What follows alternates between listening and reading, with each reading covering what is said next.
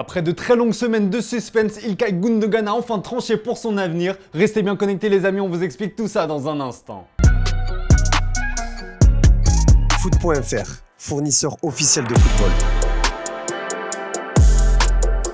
Bonjour à toutes et à tous et bienvenue dans ce nouveau JT Foot Mercato. L'Allemand İlkay Gündoğan est certainement le joueur en fin de contrat le plus courtisé de la planète foot. À moins d'un incroyable retournement de situation, le capitaine de Manchester City va rejoindre l'Espagne. Et avant d'en parler plus longuement, si vous nous suivez sur les réseaux sociaux, vous savez qu'on a déménagé. Certains avaient peut-être déjà capté, mais oui, c'est bien sur un fond vert qu'on tournait nos JT. On va pas se mentir, l'ancien datait un peu, donc il fallait faire peau neuve. J'espère que vous allez kiffer ce nouveau décor les amis. Comme expliqué dans le teaser, en remportant la Ligue des Champions et en réalisant par la même occasion le triplé avec Manchester City, İlkay Gündoğan s'est certainement dit qu'il sera difficile de faire aussi bien. C'est donc avec le sentiment du devoir accompli que le milieu de 32 ans devrait quitter les Sky Blues. Le club anglais a bien tenté de lui offrir une prolongation de contrat pour le faire rester. Le PSG aussi a essayé de jouer les troubles faits dans ce dossier, mais l'Allemand n'avait visiblement qu'un seul club en tête, le Barça. Selon le média catalan Sport, İlkay Gündoğan aurait donné son accord. Le média Relevo va même plus loin en révélant que le joueur a déjà passé une visite médicale avec le Barça et que c'est fait à 99%. Un contrat de 2 ans plus une année en option attend l'Allemand. Néanmoins, point important, avant d'officialiser la nouvelle, le Barça doit d'abord obtenir la validation de la Liga afin de pouvoir l'inscrire dans son effectif. Le club catalan se montre toutefois optimiste puisque la Liga avait validé il y a peu la potentielle arrivée de Lionel Messi avant que ce dernier ne choisisse de signer à l'Inter Miami. Avec Gündoğan, le Barça tient donc le successeur de Sergio Busquets.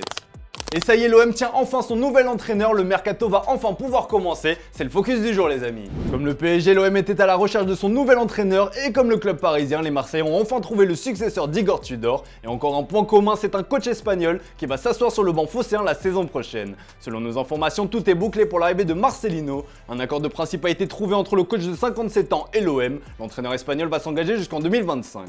Le contrat n'a pas encore été signé, mais cela ne devrait plus tarder. Le président Pablo Longoria va donc enfin pouvoir passer à l'action sur le mercato. Évidemment, ce dernier travaille déjà activement, la preuve avec le dossier Arkadiusz Milik qui est aussi en passe d'être bouclé. D'après Sky Sport Italia, le club français et la Juventus ont trouvé un terrain d'entente pour le transfert définitif de l'attaquant polonais.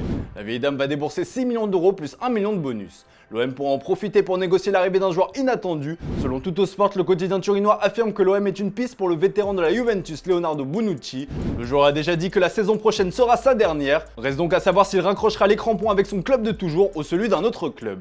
Le dossier de l'entraîneur bouclé, Longoria va pouvoir se concentrer sur la prolongation d'Alexis Sanchez, qui on le rappelle est en fin de contrat le 30 juin prochain. À en croire la presse anglaise et plus précisément The Sun, ça se complique pour le Chilien. La publication anglaise explique que le joueur de 34 ans ne va pas prolonger son contrat. Le tabloïd anglais va même jusqu'à dire qu'il a appelé Mikel Arteta pour le supplier de lui faire une place dans l'effectif d'Arsenal pour la saison prochaine. Une information à prendre avec des pincettes toutefois, même si on devrait y voir un peu plus clair dans les prochains jours. Question du jour les amis, qu'attendez-vous du mercato de l'OM? Quelle doit être la priorité pour Pablo Longoria cet été? Comme d'hab, on attend vos avis dans les commentaires. Hier, on vous demandait si le Napoli allait confirmer sa saison historique. Et bien beaucoup d'entre vous estiment que ce sera très compliqué avec les nombreux départs à venir et le changement de coach.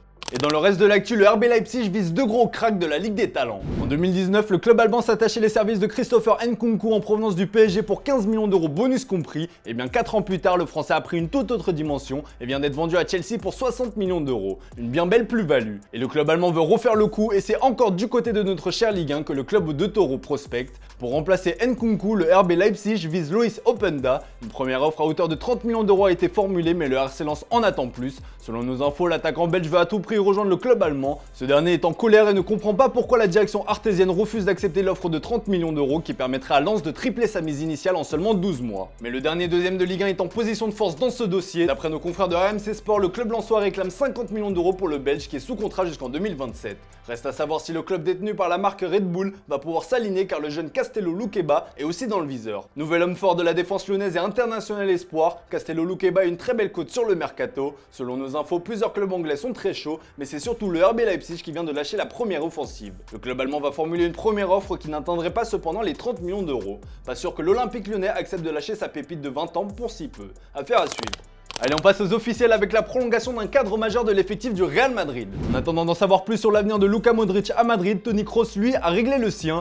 Alors que certaines rumeurs évoquaient un possible départ à la retraite à l'issue de la saison, le milieu de 33 ans continuera bel et bien. Il vient de prolonger officiellement son contrat d'une saison avec la Casablanca. Et si le Stade de Reims venait déjà de trouver le remplaçant de Folarin Balogun, c'est évidemment ce qu'espère le club rémois avec la signature d'Oumar Diakité, première recrue estivale. L'attaquant ivoirien de 19 ans quitte le Red Bull Salzbourg pour s'engager avec le Stade de Reims jusqu'en 2028. Son club depuis plus d'1 an, Asamoah Gyan, a annoncé sa retraite. Âgé de 37 ans, l'attaquant ghanéen a décidé de raccrocher les crampons après être passé notamment par Rennes entre 2008 et 2010. Allez, exceptionnellement pas d'image du jour les amis, mais une très belle surprise pour vous. On vous donne rendez-vous à 18 h pour un live YouTube exceptionnel, un live spécial Mercato avec notre rédac chef accompagné de 2 chroniqueurs en plateau, des exclus, un point sur les dossiers chauds du moment, c'est évidemment à ne pas manquer. Allez, excellente soirée à vous les amis et à demain pour un nouveau JT sur Foot Mercato.